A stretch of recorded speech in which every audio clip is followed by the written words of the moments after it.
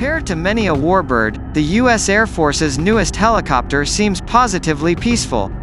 It carries no Hydra rockets or Hellfire missiles, just a pair of .50 caliber machine guns. You can't float about totally unarmed, after all. That's because this chopper prioritizes saving lives over taking them. Sikorsky's HH-60W is a flying ambulance, a medical evacuation aircraft designed to dip into combat zones, pick up the injured, and whisk them to safety.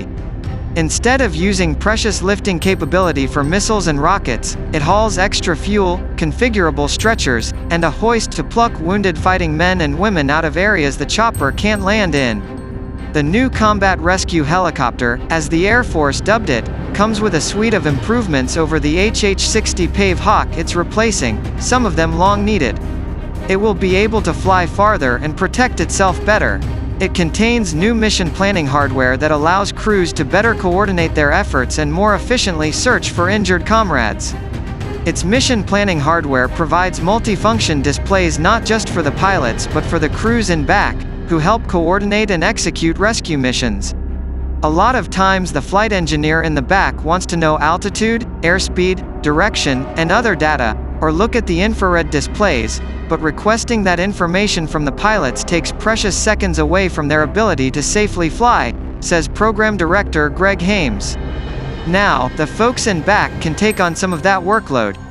The crew in the rear also get newly configured seats that swivel to face either those multifunction displays, inside toward patients on stretchers, or outside to fire the window-mounted machine guns.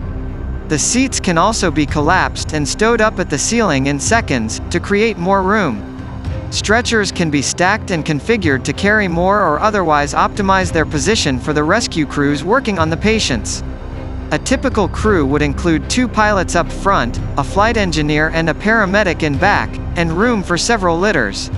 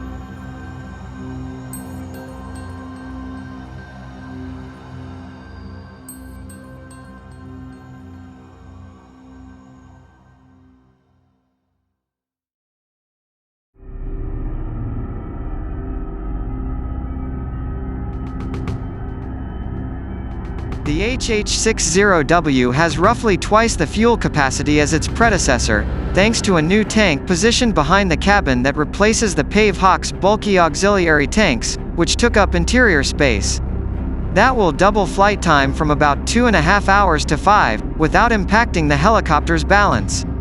The extra range means it can fly into combat zones the Pave Hawks can't reach, an important factor in light of how combat is potentially shifting from the guerrilla tactics of Afghanistan and Iraq to more modernized forces in Iran and Syria, as detailed by Breaking Defense.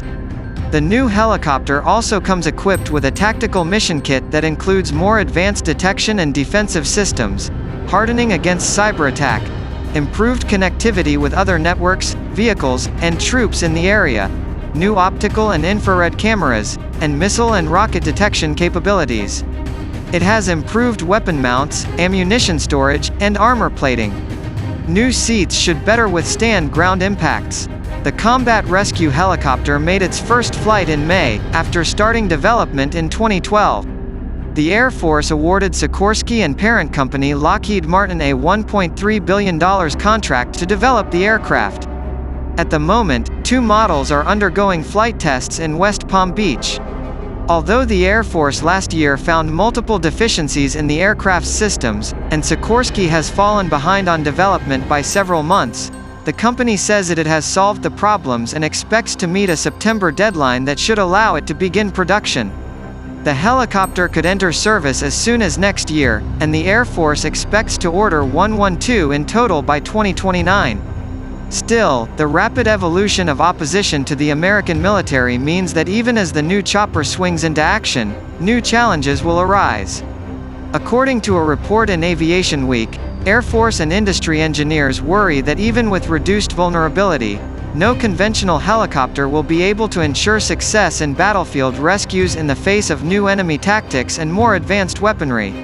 As a result, the Air Force is contemplating augmenting the HH-60W with electric air vehicles that can be dropped in seconds with a paramedic on board, and then autonomously fly both patient and paramedic out of immediate danger.